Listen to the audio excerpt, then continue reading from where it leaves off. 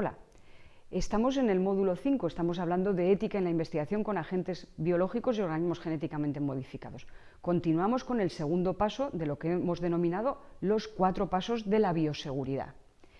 Ahora lo que nos toca es, una vez que hemos hecho la identificación del grupo de riesgo al que pertenece los microorganismos o los productos biológicos con los que vamos a trabajar, queremos saber cuál es el nivel de riesgo dentro del contexto de la investigación. Bien, hay que hacer 3 cosas para saber cuál es, en este segundo paso, el nivel de riesgo de nuestra investigación. Ya sabemos a qué grupo de riesgo pertenece el microorganismo con el que vamos a trabajar. Ahora tenemos que conocer la investigación científica y evaluar las situaciones de riesgo en toda la trayectoria de nuestro agente biológico y teniendo en cuenta a las personas que van a entrar en contacto con este proyecto de investigación nuestro, con estos trabajos que vamos a hacer durante la investigación. La identificación teórica de los riesgos supone recoger la información científica, pero ya concretamente en relación con el proyecto de investigación, no solamente del agente, sino del agente en ese contexto de investigación. Y la evaluación de los momentos del trabajo y la exposición de riesgos nos supondrán hablar de la trayectoria y de los individuos en contacto con el agente biológico, el organismo genéticamente modificado. Bien, para hacer esto vamos a seguir la misma clasificación que hemos utilizado en el paso 1. La identificación teórica de los riesgos, teniendo en cuenta lo que ya hemos dicho sobre el grupo de riesgo al que pertenece, lo haremos en los microorganismos, primero identificando teóricamente ese microorganismo y considerando las fuentes de exposición y los posibles reservorios, esa información científica que tengamos y con cuestiones muy concretas de las que no hemos hablado antes. Por ejemplo, la dosis infectiva mínima, que representa la cantidad más pequeña. ¿Por qué? Porque tenemos que saber con qué cantidad vamos a trabajar, con qué cantidad de microorganismo vamos a trabajar y tenemos que saber en esa cantidad cuál es la dosis infectiva. También la facilidad de propagación en el contexto concreto en el que estamos trabajando, no de forma general como lo sabíamos antes. La gravedad de las infecciones que puede provocar en las personas que están allí y los eventuales tratamientos y las situaciones de emergencia que se nos pueden dar en el laboratorio. Si establecemos este riesgo intrínseco utilizando los niveles de riesgo anterior, podremos ver si se corresponden exactamente al grupo de riesgo en el que habíamos clasificado al microorganismo. Pero para esto hemos de añadir al conocimiento previo cuáles son los modos de transmisión, si es por aerosol, si es por contacto directo, si son los vectores, las vías de entrada en las personas que van a estar allí, si las vías son de tipo respiratorio, digestivo, cutáneo, etc. Además, como he dicho, hay que determinar el volumen y la concentración del material biológico que vamos a usar. Y tenemos que revisar todos los datos epidemiológicos. Esto quiere decir si tenemos a una población inmunizada, cuál es la frecuencia de las infecciones, cuáles son las experiencias de otras investigaciones y de otros laboratorios. También hemos de tener en cuenta el efecto global, es decir, que puede ocurrir no solamente si provoca infecciones, sino si puede producir efectos tóxicos o inmunoalérgicos como riesgo adicional en el contexto donde trabajamos. Si esto se puede caracterizar como enfermedad profesional, el carbunco, el tétanos, la leptospirosis, son enfermedades que se producen precisamente por estar trabajando con estos productos. La resistencia que puede tener a la desecación, al paso del tiempo, a la humedad, a la radiación ultravioleta, porque nos permitirá poner determinadas medidas de seguridad. Y la posibilidad de que se nos generen cepas multiresistentes por el tipo de trabajo que estemos haciendo, así como cómo hay que limpiar, cómo hay que desinfectar el lugar donde vamos a estar trabajando con estos organismos. Si vamos a la identificación teórica de los riesgos de los cultivos celulares, aquí tendremos que tener muy en cuenta que el origen, la procedencia esté suficientemente documentada. Tenemos que saber, hemos hablado antes de una identificación imprecisa, es muy importante tenerlo bien identificado. La especie de procedencia, porque esto estará relacionado con el potencial de virulencia que puedan tener los productos infecciosos con los que cargue, los organismos infecciosos con los que cargue ese cultivo celular. Y que no haya una contaminación cruzada con otros tipos de célula. También es muy importante identificar el origen anatómico. Tan es así que los grupos de riesgo, es decir, la identificación teórica de los riesgos, del nivel de riesgo en los cultivos celulares, viene casi adjunto al cultivo celular con el que estemos tratando. Y si no lo viene, hemos de buscarlo rápidamente. Por ejemplo, las líneas celulares bien caracterizadas de origen humano o de simios siempre son como por lo menos de nivel de riesgo 3. Esto se identifica ya con el cultivo celular. ¿Qué más consideraciones hemos de tener en cuenta? Pues que son de mayor riesgo los que son procedentes de primates y de humanos, especialmente si derivan de sangre periférica, de tejido linfoide o de tejido nervioso, que las células humanas deben obtenerse solamente de individuos que no tengan relación con la investigación, con el proyecto de investigación. Los investigadores no pueden utilizar sus propias células para hacer cultivos, y que cuando se sospeche que hay un agente patógeno en ese cultivo celular para el ser humano, estos deben pasar a un nivel de contención adecuada, aunque sea mayor que el propio cultivo celular trae como riesgo identificado. Los organismos genéticamente modificados. Bueno, pues normalmente el problema con los organismos genéticamente modificados, como hemos dicho, es que muchas veces son nuevos organismos y no están bien identificados los riesgos. De ahí que tenga más sentido la revisión teórica continua de qué es lo que está ocurriendo en otros laboratorios, qué es lo que ha pasado con esto. Tenemos que evaluar las propiedades del organismo donante, la naturaleza de las secuencias de ADN que van a transferirse, las propiedades del organismo receptor y también las propiedades del entorno. Todos estos factores harán que nos sea más fácil aplicar las medidas de seguridad, de precaución necesarias. Hay que evaluar los riesgos derivados. ¿Qué se hace?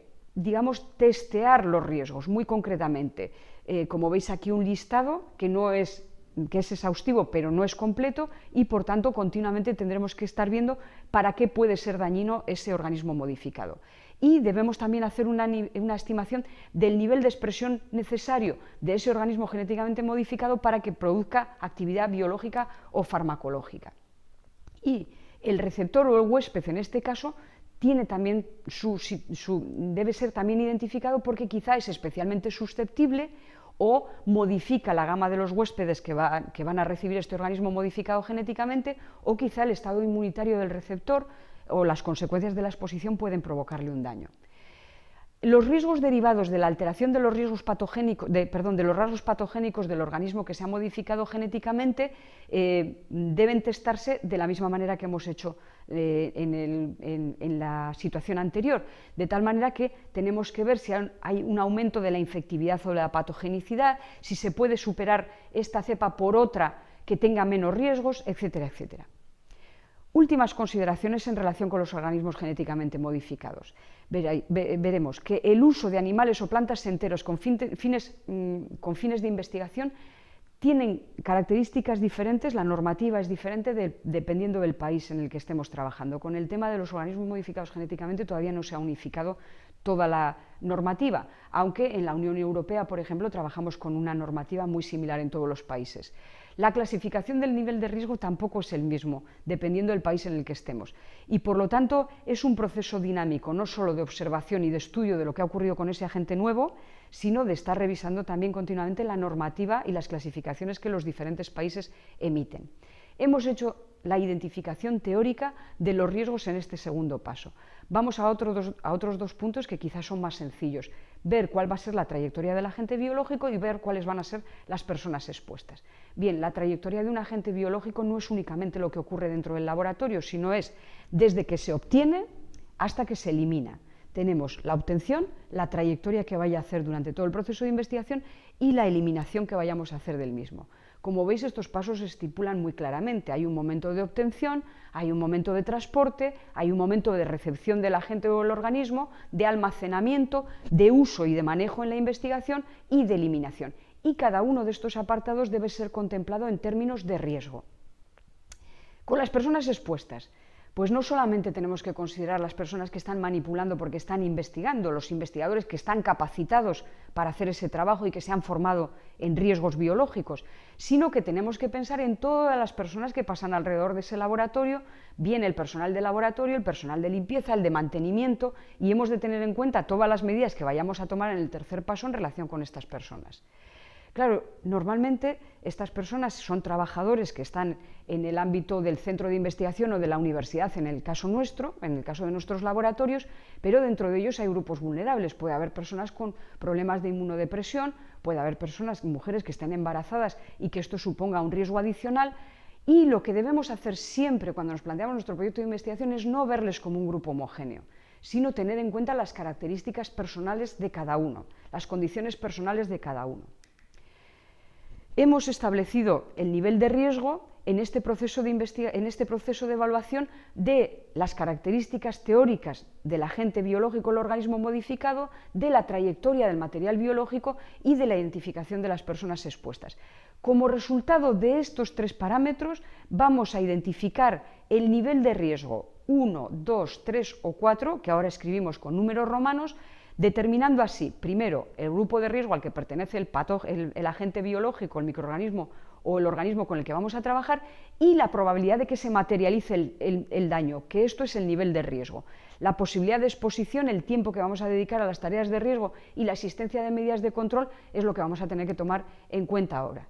Veis aquí una clasificación, 1, 2, 3 y 4, riesgo individual, riesgo poblacional. Pero es que además esto nos lleva a decir que nuestra investigación es una investigación con nivel de riesgo 1, de riesgo individual y poblacional escaso o nulo, cuando vemos que estos parámetros son los más bajos, donde no hay peligro, y así sucesivamente hasta el nivel 4.